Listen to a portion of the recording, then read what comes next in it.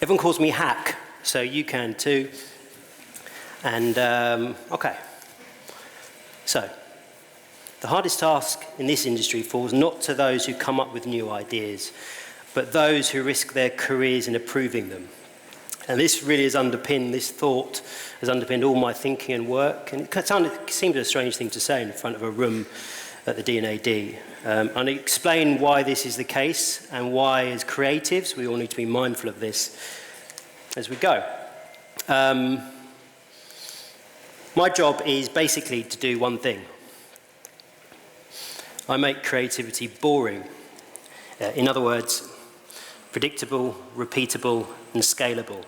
Unless you can repeat and scale creativity, you're not really a creative business. And many creative businesses that we would call in the industry are really just lucky, and I'll explain what I mean by that as well, not to do them down, but that's the truth of it in my experience.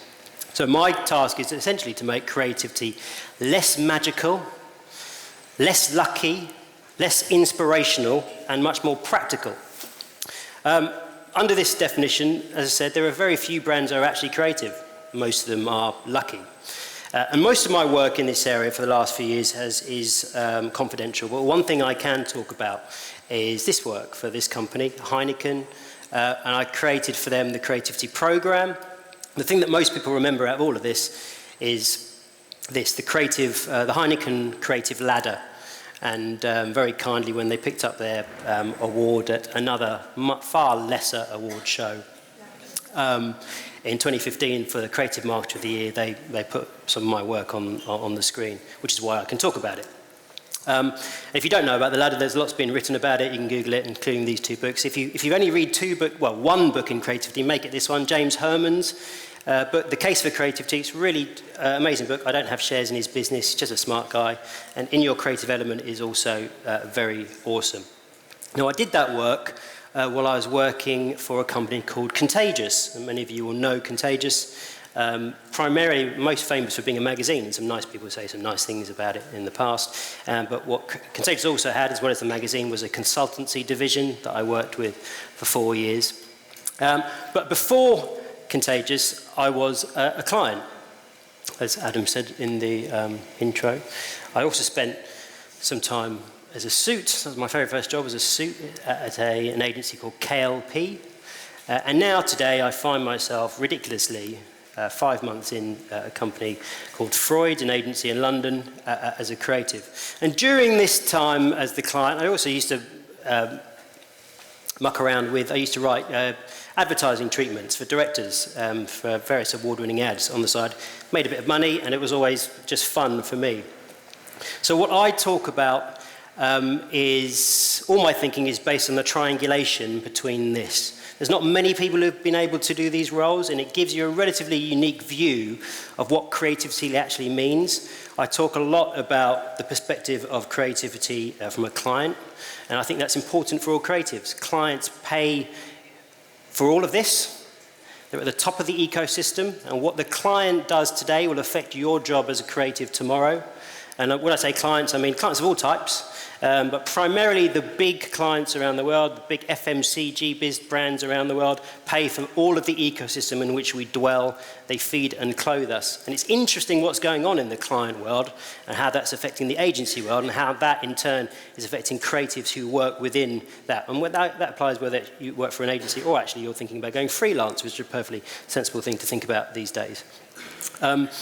I've never done the D&AD, so I'm incredibly happy to be here. It's my home festival. It's the one I personally felt, as a young kid and interested in the industry, always was most interested in because it was on home turf, and I really believe in the focus that the D&AD put into focusing on new, fresh blood, young students. I first got introduced to the opportunity to talk here because I was mentoring one of the I think the New Blood Shift or New Shift, or what, I've got that wrong, haven't I? And I did a short presentation there called What is a Good Idea, or is there such a thing as a good idea? And then very luckily, sort of, hey, that was interesting. Do you want to blow it out into a longer presentation at the festival? So really happy to be here. That presentation started with a question to the group. It was a much smaller group, Those of you who've been on the D&AD workshop, some of you, I'm sure, here have done some of that. And we met with the group week after week and mentored them along the course. And what makes a good idea was the question. And it was an open question at that time. We sort of got some interesting results and responses. In other words, what we're really asking is there such a thing as a bad idea? And this is a question when I worked at Contagious, we asked ourselves a lot. This is the amazing, some of the amazing editorial team at Contagious that put that magazine together, who I worked alongside for many years. And every single day, these guys are literally, they are absolutely deluged with submissions from agencies and freelance creatives to try and get into the magazine. And they're actually constantly saying, is this good enough? Is this interesting enough? Is there a flip side to good and bad? And we went through a couple of case studies with the D&AD crew and said, well, what do you think about these? So this is one of the ideas. I'm about to play you a video, and then we'll see what you think.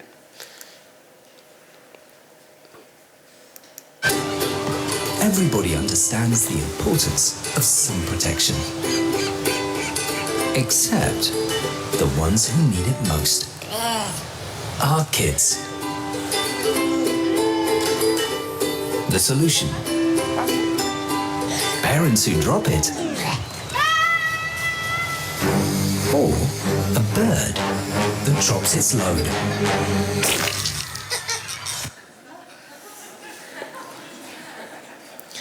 So we said, it's a good idea or is it a bad idea? And we got them to buddy up, and then we fed back and we got some really interesting responses. Actually, a lot of unexpected responses, very varied. And then I revealed what one particular person thought about this particular idea, and it is the esteemed Sir John Hegarty. He said, the most stupid thing I think I've seen in my whole life when he saw this idea as a case study, a video. He added on this, when amazing technology comes along, you have a creative deficit, where nobody knows quite what to do with it. And personally, I totally agree with that. There is a gap with technology. Just because it is new and technologically possible doesn't mean you should be doing it. But it really got me thinking afterwards about ideas themselves, and the fact that as an industry we get so fixated about talking about ideas, venerating ideas, but we so often confuse the idea and the execution. And there might be you might think there's a perfectly good idea in there to, say, deploy sun cream at the point of need. The execution, however, is, you might go, hang on, maybe that wasn't executed in the most optimal way. Other people might say, that's brilliant, I love it. As we all know, with the same ingredients, you can either make this or something else. So, there's something else.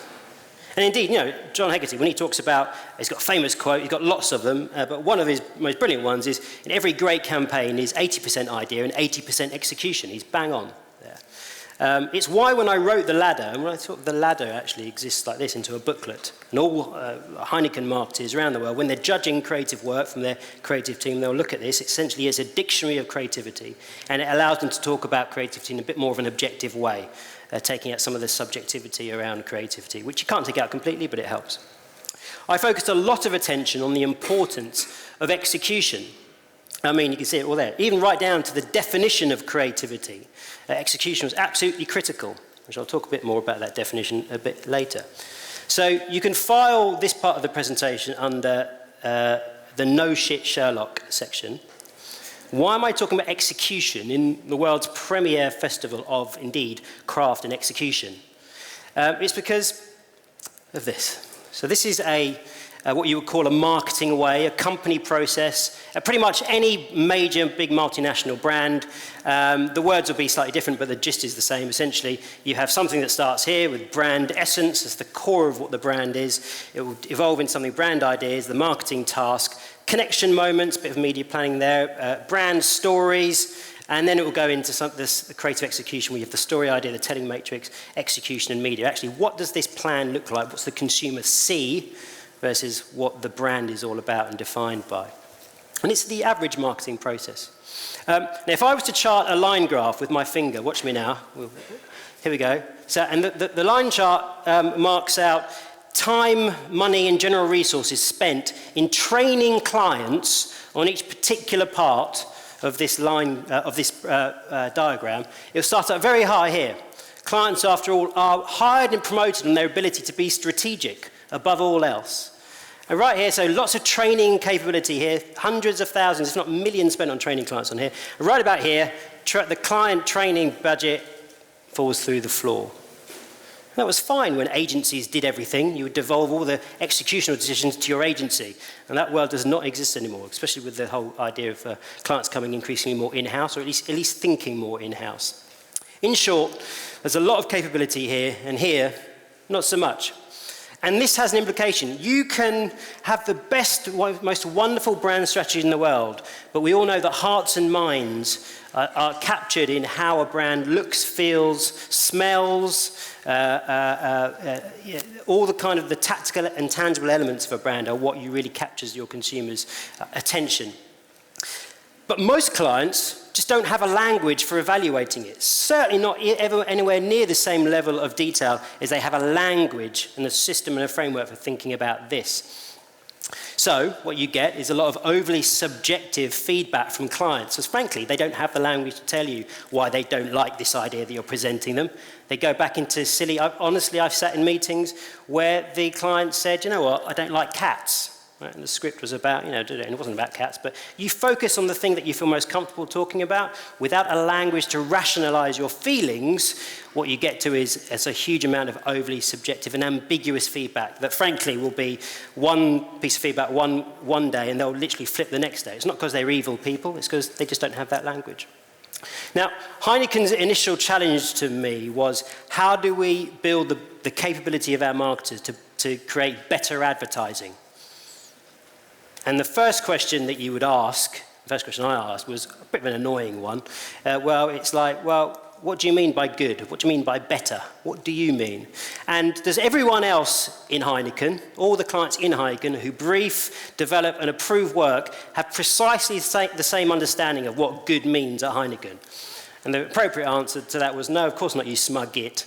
No one does. No client in the world has a universal language of understanding. And that was always interesting to me, because agencies always do, quite literally often have a language. Leo Burnett have the famous GPC scale, which basically the ladder is, based on, that tells all the creatives at Leo Burnett, for example, this is good, this is what is appropriate, this is what the ECD expects from you. Clients have none of that. And so what we did was we started thinking about how could we base a ladder, a scoring ladder, for clients to allow them to essentially evaluate creativity in creative meetings. This is a little snippet of it at the top.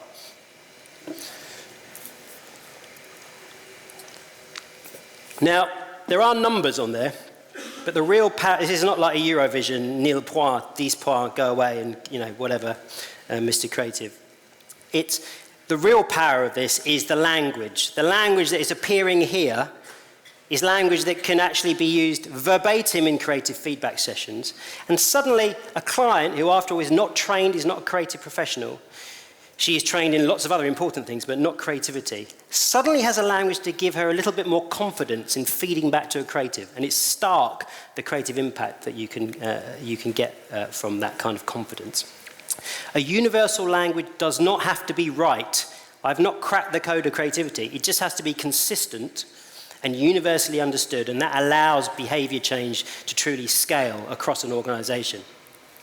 Anyway, so I said I got 4.5 interesting or annoying questions. So after what is good creativity, it leads naturally to another question, which is really, really navel-gazing, okay, which is this. And this is something the industry loves to talk about. Creativity is an expression of self. Is a passion. Unreasonable desire to change the world. It's all about potential. It's lateral thinking combined with fun and energy. Creativity is really the search to find yourself. Not doing what's being done and doing it better, but doing what hasn't been done before. Embracing risk. Is our ability to have unconstrained thinking. And constantly questioning and doubting yourself. Is to be able to think differently from what you learned. Filling a space, whether it's a sound space or a visual space, in a way that stems from you, that comes from you. It's giving yourself an environment where you feel free to explore topics in any way you like. Is the ability to see what everyone else sees, but put information and ideas together in a way that no one has seen before. Creativity is something that we as humans simply react to and have an emotional response. Creativity is not a new idea. Creativity is an old belief you leave behind. I think creativity is synonymous with having balls. Creativity is goosebumps. It means making. It means changing the world. I think it's a gift we all have. Curiosity. Oh, God, I can't do better than that. Curiosity and white wine. I don't really like the term creativity. So, there's Joe Pitker there, who's just an amazing director. I'm not going to argue with any of that. But what I will say is all of that is utterly useless. Completely unhelpful to anyone who's tasked with the job of evaluating and deciding on creativity at the practical brand management level. I was in it was about a year and a half ago, I was in a big session where the client had asked all their agencies and some consultants, and they had all their brand managers in a huge room, about 200, 300 brand marketers from a particular division of one of the world's biggest multinationals. And it was the whole day was about how we sort of win more awards, very much at festivals like this, which is striking really, because when I was a client, talking about awards was the first way of getting kicked out of the room if you're an agency. And so it went on, and then halfway through this session, one of the brand managers put her hand up and she asked what I thought was just the best question. She just said, "This is all really inspiring and great. Have any of the panel got any advice for me as a brand manager?" I think she was she wasn't in the UK, I think she was from France, brand manager managing a reasonably large brand for this company. Any practical advice that you can give me as a brand manager when I go back to my day job? And one of the guys on the panel who was a creative director, he said this. And people said, "Woo, yeah!" And to be fair, he was Spanish, so you can forgive him this kind of, the sexist view here. Creativity needs cojones.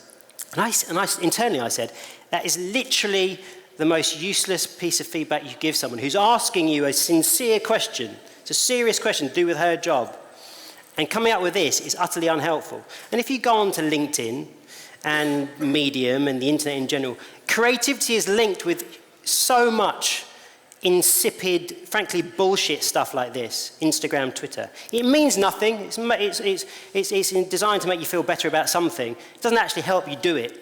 And what a CFO sees, or a general manager sees, or a brand director sees when he sees this, or she sees this, is, yeah, creativity is kind of fluffy. My job is to say creativity is a business tool, a strategic business tool, and it's probably the most important one because it gives you an unfair competitive advantage. And language like this does not help us. Our task as a creative industry is to do, how do we take creative bravery from a catchy slogan to an everyday mode of thinking. Now, the quest for creative excellence, in my view, starts with a very practical piece, which is defining it. What do we mean by amazing creative work? This is the definition that I came up with and Heineken used.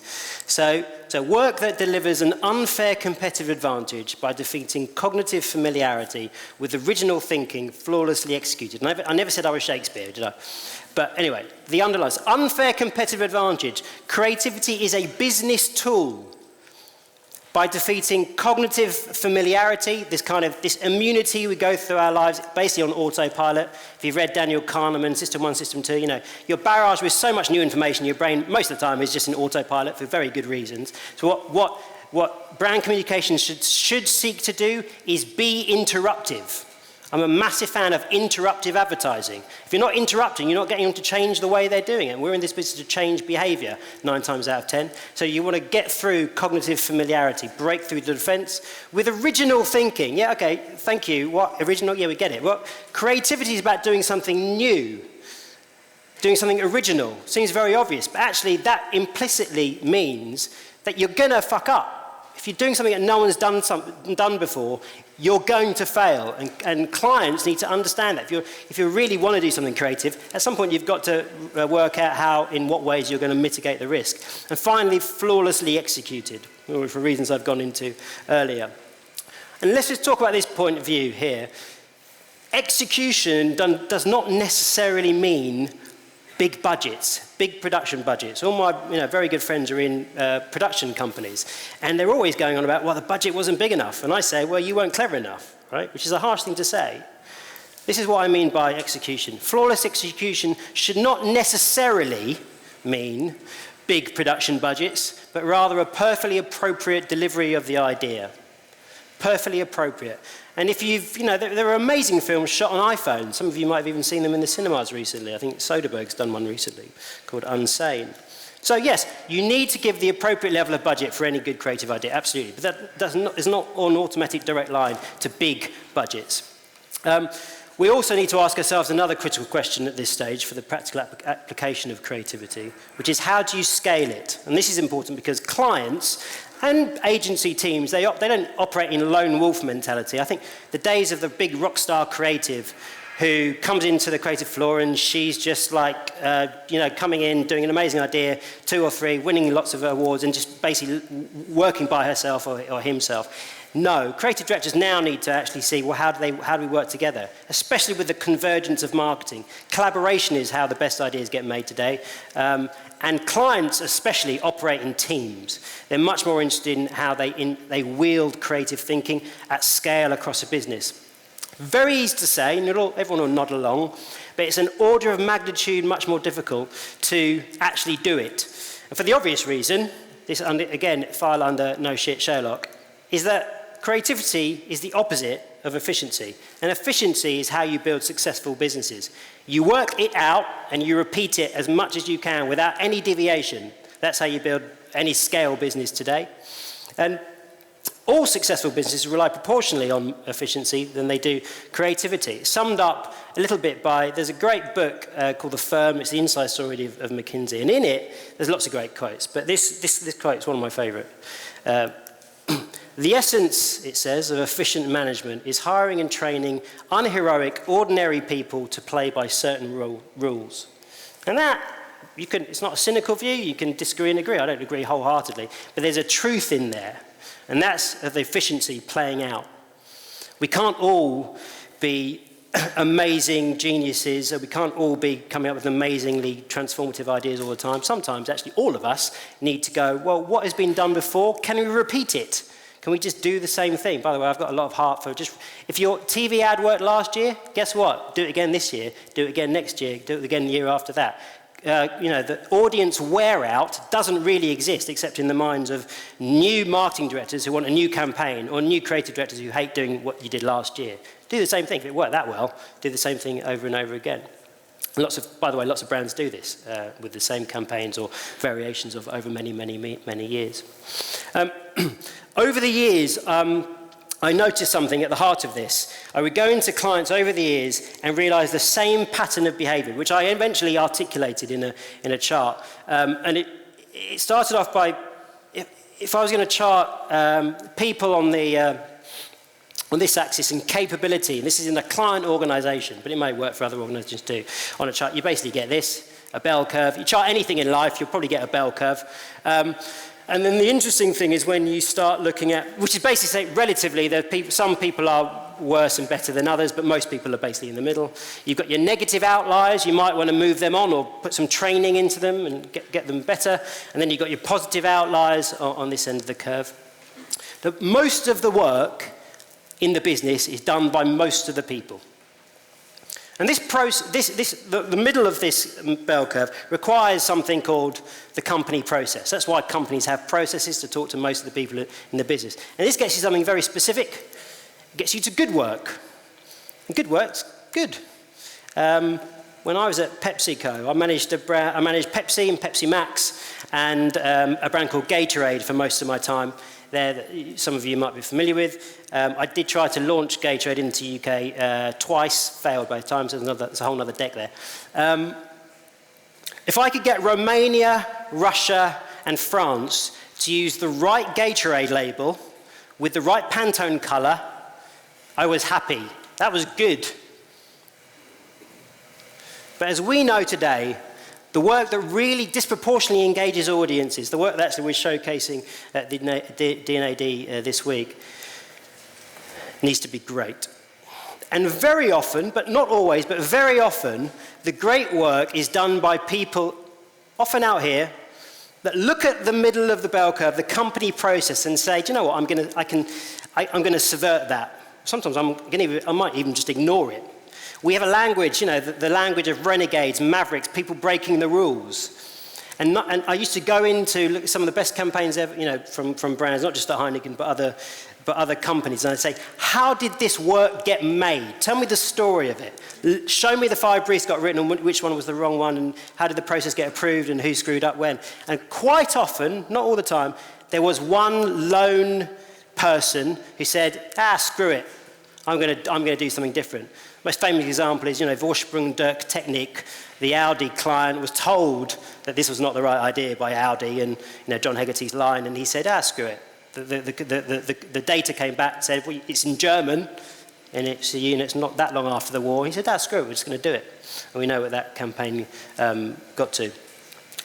Now, the interesting insight about this is that the temptation for clients when they see this is to say, these people are doing all the great work. What we're going to do is we're going to hive these people off, and we're going to put them into a skunk works or an elite kind of Spetsnaz unit, and they're going to do all the elite heavy thinking. And what I saw time and time again is that did not work.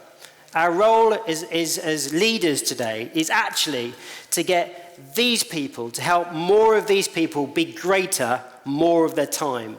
And that, after all, is where your costs are. Or it's all in the middle. Actually, for many, many years, the view was actually elite units, hive them off into skunk works with all the famous Lockheed Martin division there. But actually, the truth of it now is help more of the company be greater more of the time. So, we've covered a couple of questions. So we've got what makes a good idea, what is good, what is creativity, the critical part. It's no good being creative unless we can scale it. But there's another question that clients have been asking themselves over the past 10 years. And actually agencies have been, to be fair, we've all been asking ourselves this question. Which is my half. I actually wrote the title. I went, what shall I write here? I don't know what I'm going to present. Okay, four questions sounds a bit boring. 5 questions, 4.5? And I only went, hang on, yeah, so that is half a question technically. But it starts with an observation from the past. This one. So, I'm going to explain this with one of my favourite tools, which is a wagon wheel. It's bloody hard to find these still, but they are around. God bless who makes this? Someone, probably Premier Foods, anyway. So, this is a brand manager's job. And her time, about this much, oh God, I want to fuck this up. You know what, fuck it, we'll go with that. Approximately this much of her time is spent thinking about brand communications. Yeah, right. I'm breaking all the rules. We shouldn't do this. I was talking now. The rest of her time is spent... yeah. Thank God for the marshmallow. It's spent doing other stuff, the other stuff that marketers do, which is, what price shall I sell this product at? What is this product? What is the name of this product? I need to talk to the guy in the business who looks after the Tesco channel manager. I need to spend about 3 days with his team, training them on the product and da-da-da. So that much is brand comms, the bit that actually agencies who deal with brand communications deal with most of the time. Now, the insight about this wagon wheel is that in this part of the job, you have to think in a completely different way to that part of the job. This part of the job is full of rational, closed decisions, logical decisions. And this part of the job, in brand communications, you are at that point Gaia. You are Hashem. You are inculcating life into, well, it is a watch, but it's Casio. The moment it's like Casio, you have a number of emotional synapses blowing off in your mind because that is a brand, but it's really just a bit of plastic. And the point here is that in this part of the job, brand managers have a bunch of tools that they rely on. They have language. You have a language for system economics, for example. You have measurement. So often you sort of say, well, how do I know if I'm doing a good job? Well, here's a data point here. You know, it's literally, here's the 22%. And then critically, you have precedent. Well, how do I know 22% is good? Well, last year it was 20%. It's rising. So in finance, system economics, brand management, Millward Brown data, you have language, measurement, and precedent. 3 things you just don't have at all in creativity. There's no language to articulate how I feel by this idea in front of me. You have no measurement, there's no scale, you certainly don't have precedent. Because if it's been done before, it's probably not that good. Remember, creativity is about originality. So suddenly, in this part of the tool, that bit in my mouth, we've gone in my mouth actually now, they're bereft of all these tools, and it makes them feel very uncomfortable and awkward. And this has always been true, but there's something that amplifies this right now. And as we get into the macro, we're going to take a bird's eye view of what's been going, not just in our business, but in the whole world, that makes this particular statement put in sharp relief with implications for all of us. So this is a horrific slide. We're going to take you through it step by step. So yesterday was complicated, and today is complex. And you'll all be aware of VUCA, sort of the military term for the new complex world that we all have to live in. Yesterday, a business leader was trained in how to get from A to B, and to be fair, a fairly complicated path, but entirely predictable. It's an MBA program. The case study program is intended to lead you to devise a strategy to get from A to B via a complicated but relatively clear path. As we know today, the actual path and the objective of your business may be changing around you. The classic cliched example is Kodak. Yesterday, we've moved from a multi-channel thinking about brand communications, and indeed everything about a business, to today's omni-channel, horrible word, where everything there is connected up in one. And we know that brands who haven't been able to deal with the omni-channel, from app to call center to store, for example, don't basically just fail very quickly. This is where it gets interesting for us. In the old world of a limited supply of media, one-way communication, customer centricity, with customer data scarcity, periodic media engagement, it led to a dominant type of creative, the narrative thinker, and the best example, the father of the craft, Bill Bernbach, the storyteller. Today, we have unlimited supply of media. We have a dialogic, two-way conversation with our consumers. We have too much data on our customers, arguably, and an always connected customer. And it's led to the rise of a new type of creative, a systems thinker. And this is Nick Law, formerly of RGA, publicist. The language of actually stories versus systems is his. The mistake to make here is to say that this systems thinker is now more important than that story thinker. That's not the case, and often people will react on that and say, well, hang on, what do you mean? Bill Bernbach is great. But Bill Bernbach is great, was great. What we're saying is this person is now as important as that person when you're thinking about creative teams. Systems thinking. Those people basically get paid to distill a thought, and back in the old days, preferably in like a 60-second ad. These people get promoted on their ability not to simplify, but to see the complexity and indeed embrace the complexity. In the old world, vertical commands. So businesses were set up on this command and control. Boss, teams, they have teams, direct reports, all like that, very familiar. Now in the new world, we need a bit more of a decentralized way of thinking. Because in this time, essentially, if you wanted to make a decision, this person would go up to their boss, they'd go up to their boss, and that would go up to the main boss, and then they would have a conflab here, and then maybe a couple of weeks later, you do the thing, or a couple of, let's say, months later, you do the thing that this person had an idea about. In a new model, what you're seeking to do is make the horizontal chains of communication as easy as the vertical ones. So this peer can talk to their peer, they can talk to their peer, and make a decision. The old model creates a fake bottleneck.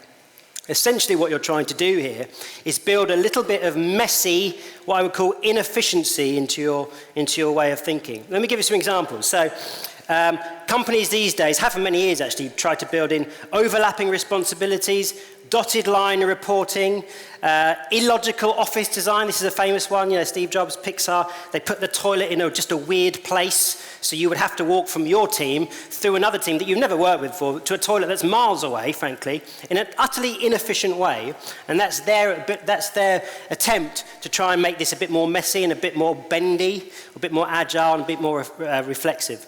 Other companies have different, so BP calls this horizontality, that's their strategy.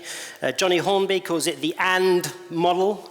Arthur Sadoun at Publicis calls it the power of one. The original term, it was coined actually by General Stanley McChrystal from the US military, which is the team of teams approach. And there's a great book that just lays out exactly the thinking behind there. But essentially what we're trying to do is recognize one thought, which is today, efficiency is the enemy of effectiveness. And everyone will nod along once you've gone through this, but actually try and say that to a CFO or a team leader in any type of business, not necessarily a client, but especially a client, to say, I love your neat little silos, that's very cute, but what we're trying to get to is trying to be more inefficient. It leads to a classic WTF moment. If there was one thing that I was going to say is going to be the biggest barrier to you getting your best ideas made, sold, approved, and gone live in terms of brand work, it's clients' inability to deal with this. I mean, these are a nightmare, by the way, but this is ambiguity. Ambiguity and complexity. Business decisions today are uniquely rooted in paradox and ambiguity for the reasons I've said in the previous slide. These are some examples. So over the last 3 or 4 years, I've worked directly with brand clients and from different companies. And these are some of the questions that I've had to deal with as they've come at me over the years. So I've had people say, should I be a decisive and efficient decision maker, or should I be a more contemplative and open-minded one? Should I be driving short-term revenues, the classic one, or long-term brand equity? And actually, is there a trade-off between the two? Should I be promoting shared best practice processes in my team, or should I be encouraging independent, autonomous thinking that challenges the status quo? And yeah, the answer to all of these is, you guessed it, yes. I really noticed this in my time working with clients, that the ones I used to be able to just go very quickly and say, you will be a marketing director, but you will not go any higher. You will not go into a regional VP role or even a CMO. And the thing that over time, really sort of gave me the clue on where the people will end up was their ability to deal with ambiguity. Sometimes a thing and the opposite of a thing can be true at the same time.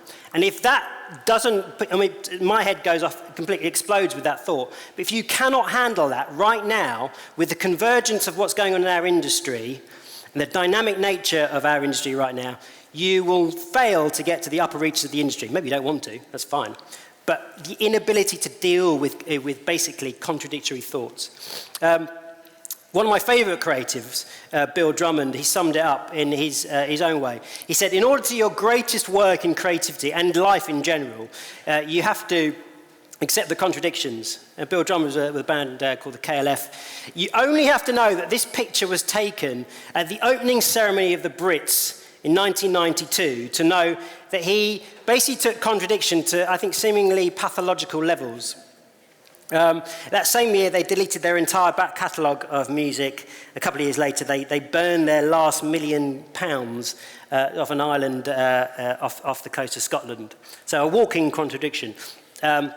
Either way, it's fair to say that for many executives, this leads to another one of those moments. And things got really weird for clients and agencies last year when they saw this chart.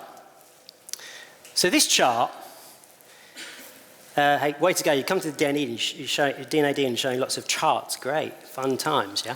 But this chart was presented by a guy called Ivan Pollard. He's a legend in our industry, and he's a Brit.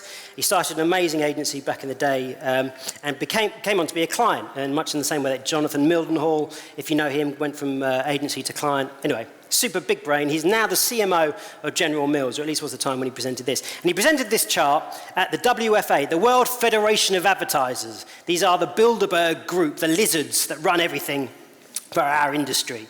And he showed this chart. So basically, let me talk you through it. He showed the blue line at the bottom is total ad spend across in the world, pretty flat.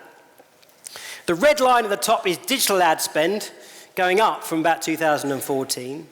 And the middle line shows the gross profits of the big holding companies, the top 4. You don't have to be Columbo to work this one out.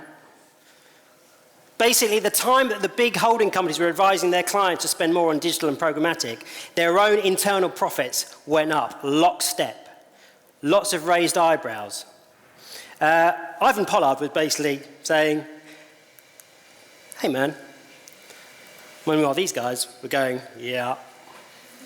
I don't just pick on these two, but it's much easier to find Martin Sorrell laughing, easy. Morris Levy laughing. Martin Sorrell angry in a minute, easy. So I'm not picking on these two guys, but they're easily the most imageable of the lot. Meanwhile, all this was happening. We all know the American Association of Advertisers over there in the States, independent study finds rebates going on, non-transparent working practices, in-house media buying was on the rise, and the world's biggest ad networks are affected. P&G, Mark Pritchard, it's always worth knowing what he's up to. He's the biggest advertiser in the world, and really when I say the advertising ecosystem, this guy runs most of the spend within it. It talked about digital media buying needs to be cleaned up and so on. Essentially, a huge amount of dynamic news that suddenly clients were realizing perhaps our agencies don't have our interests at heart. Maybe. A few weeks ago, P&G announced this. This is a brilliant wheeze to bring the ad holding company rivals together to form a new creative agency. Basically what he said, Mark Pritchard would say, do you know what? In North America, Procter Gamble are going to do this. We're going to take talent from each of our agencies, from different holding companies, and put them together in a new agency that's just going to serve our business. The employees, all from completely different agencies and holding companies, are expected to work as a team under one roof. This is his horizontality strategy, not to ignore WPP or Omnicom, just to say, ignore the whole lot and say, do you know what, I'm just going to take that, that, and that, and you're going to do it, because look at all the money I've got. Not many other clients can maybe do it, would be allowed to do it. And at this point, these guys are going, no, seriously, what the actual fuck? And this guy is going, yeah, okay. In short, right now, clients are woke. They are the angriest and savviest they've ever been, and this has massive implications for anyone working in the industry at the moment, including at our level in creative teams. Trust, if there's anything that drives great work, if you're going to distill it into one thing, it's trust between the person writing the check and approving the work and the people making the work. Trust. What this says is there is no trust. You'll hear a lot of clients and agencies talking about partnerships. We have a wonderful partnership with our agency. Do you? Not sure you do, unless you've got a JV going on. There's no partnership. There's people who do the work, there's people who approve the work. And actually, if we're not just honest about that, we won't get to some of the best work more consistently over time. If you disagree with me on this point, I can save it for the Q&A. This is the final point, and I promise I'm nearly over here. We all know about this mantra, the work, the work, the work, made famous by a fantastic company, BBDO. I'm not picking on Omnicom here, so the work with the work with the work. This is Mark Reed. Actually, I wrote this before Mark Reed. He's now the co-CEO at WPP. But he said here, Mark Reed, this is in campaign July 2017, Mark Reed doubts that management consultancies can easily displace agencies because they are largely driven by analysts, not imagination. Nice line. He says, we're a creative organisation in that we do truly differ from Accenture. Great. I totally, by the way, believe on the focus on the work must lead the thinking, and we must defend good work at not all costs, but a lot of the costs. Let's compare this view from a certain part of the industry to another view from another part of the industry. Accenture, this company that Mark's talking about, they're talking to exactly the same clients in a fundamentally different way. While part of the industry are saying it's the work, the work, the work, there's another bunch of people coming for your lunch that's saying, no, it's the results, the results, the results.